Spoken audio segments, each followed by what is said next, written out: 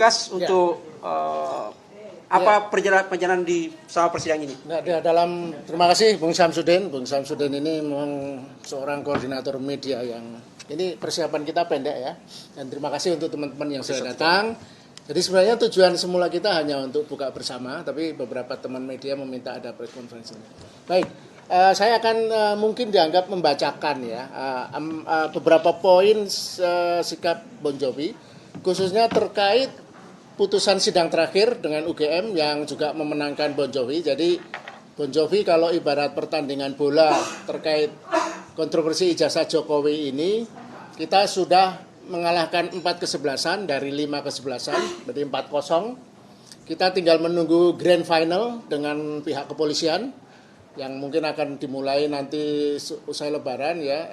Kita sudah menang dari KPU Pusat, KPU Jakarta, KPU Solo, dan UGM. Nah, mungkin yang menarik adalah setelah mengarungi proses yang berjalan sejak April kita ya, tapi sidang-sidang itu dimulai Agustus, jadi hampir 6 bulan. Ada apa lesson learned dari yang sudah dicapai oleh Bon Jovi sejauh ini ya. Jadi memang pendekatan Bon Jovi ini berbeda dengan pendekatan kawan-kawan lain seperti Citizen Lawsuit di Solo dan pendekatan dari RRT yang sekarang tinggal RT ya. Pendekatan CSL RT itu dan Lurah. Pendekatan yang satu pendekatan ilmiah menggunakan digital forensik, kemudian yang Citizen Lawsuit menggunakan pendekatan gugatan hukum. Nah, kami menggunakan pendekatan uji keterbukaan informasi dan dokumen publik. Nah, tujuan kami memang ingin menyisir tidak pada palsu atau aslinya ijazah itu sendiri, tetapi adalah apakah ijazah itu dikeluarkan UGM melalui proses yang semestinya. Itu intinya. Karena kalau memang proses-proses itu berjalan sesuai proses yang berlaku dan itu bisa dibuktikan oleh UGM, nah berarti tidak ada problem misalnya. Nah, tapi dari persidangan itu nanti bisa kami uraikan banyak sekali problem-problem. Jadi ketidaksiapan UGM untuk memberikan dokumentasi yang kami minta dan juga kehati-hatian yang begitu besar sehingga mengatasi seharusnya validasi, autentifikasi. Jadi kehati-hatian itu membuat mereka sama sekali tidak memberikan dokumen-dokumen yang kami minta. Tapi akan saya bacakan dulu ada 4 poin ya dari perjalanan gugatan Bon Jovi sejauh ini 4-0 ya. Pertama, kemenangan Bon Jovi terhadap 4 lembaga institusi dari sidang KIP ini ada lesson learned.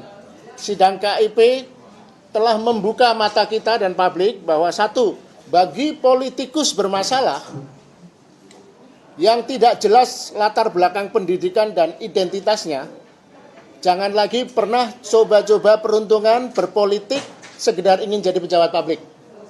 Nanti Bang Petrus akan menjelaskan bagaimana awal reformasi tahun 2014-2016 sindikat pemalsu ijazah itu merajalela. Jadi kalau sekarang dipersoalkan itu bukan out of the blue, bukan dari ruang kosong, tapi ada faktanya. Nanti Bang Petrus akan menguraikan itu. Yang kedua, bagi PPID instansi pemerintah dan bagi PPID universitas seperti UGM dengan putusan sidang KIP ini tidak lagi bisa bekerja semau gue, artinya bekerja tanpa profesional, tanpa kompetensi. Sekarang publik akan menskrutini, akan meminta, mengawasi kerja-kerja mereka dalam mengelola, menyimpan, dan melacak dokumen-dokumen jika ada persoalan. Jadi ini lesson learned bagus bagi bangsa ini. Yang ketiga,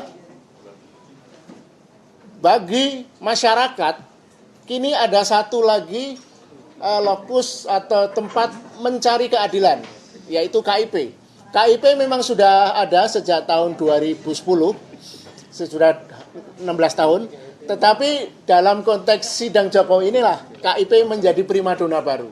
Jadi mereka sekarang sangat sibuk, banyak gugatan-gugatan. Nanti Mbak Leoni yang akan menjelaskan soal teknis-teknis atau substansi KIP. Yang keempat, yang penting dari gugatan Bon Jovi ini terkait ijazah adalah bahwa kita harus menegakkan apa yang disebut perangai ilmiah.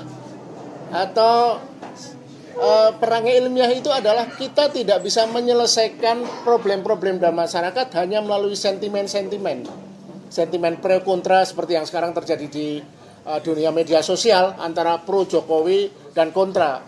Itu tidak bisa, itu tidak bagus untuk negara. Jadi harus diselesaikan melalui jalur-jalur yang semestinya. Jalur ilmiah seperti yang dilakukan Roy Suryo dan kawan-kawan, jalur hukum seperti yang dilakukan Citizen Lawsuit di Solo, dan jalur pelacakan melalui informasi dan dokumen publik seperti Bon Jovi dan kawan kita Bonatua. Nah, itulah cara-cara yang bisa dilakukan untuk menyelesaikan sengketa yang seolah-olah kontroversial dan menghabiskan energi dan emosi masyarakat yang sudah berlangsung selama 4 tahun ini. Nah, kemudian yang terakhir yang ingin saya tambahkan, kira-kira what is to be done berikutnya setelah sudah melangkah sejauh ini, sambil menunggu pertandingan dengan kepolisian RI, kita akan melakukan beberapa hal. Kita akan mengidentifikasi, mungkin Bon Jovi juga akan melakukan hal-hal yang juga dilakukan beberapa kawan lain, seperti CLS ya, gugatan. Misalnya adalah sejauh mana nanti setelah kita melakukan riset-riset penelitian yang kuat basisnya, mungkin kita akan juga menggugat oknum-oknum terkait di KPU mungkin, entah di Solo, di DKI, dan di pusat, yang terkait dengan mengapa mereka tidak melakukan autentifikasi faktual, bukan hanya autentifikasi administratif, agar itu bisa jadi kebiasaan. Kemudian kita juga berencana nih setelah usai Lebaran audiensi ke beberapa lembaga pemerintah seperti ke Kemenpan, karena Kemenpan ya pernah mengajukan di era Jokowi dulu mendirikan Satgas anti ijazah, pemalsuan ijazah. Nanti akan dijelaskan oleh Bang Petrus. Sayang sekali Satgas itu tidak berlanjut, entah karena apa. Nanti Bang Petrus menjelaskan. Ya. Kemudian kita juga akan silaturahmi ke ANRI nanti, Arsip Nasional Indonesia, untuk memastikan bahwa posisi penting pejabat publik itu dokumentasinya harus dimiliki oleh ANRI. ANRI seperti kita ketahui tidak memiliki dokumen-dokumen dan informasi yang memadai bahkan terkait presiden-presiden RI. Kemudian juga kita siapkan nanti jika pihak KPU dan UGM tidak kooperatif, tidak memberikan dokumen-dokumen yang kita terima, kita tidak lepas kemungkinan akan menggugat ke PT UN juga. Jadi kira-kira itu, dan juga yang kami rencanakan kita akan audiensi ke partai-partai politik, karena partai-partai politik inilah lembaga garda depan untuk menyeleksi calon-calon pejabat publik yang layak. Jadi mereka jangan malah ada kesan jangan-jangan ikut membantu proses memanipulasi dokumen-dokumen itu. Itu temuan sementara kami ya. Kira-kira begitu, Mbak Leoni, mau nambahkan? Yang lain. Mas Petrus dulu. Pak Petrus dulu. Satgas. Biar ke situ. Berdua. Baik, terima kasih. Saya langsung lanjutkan bahwa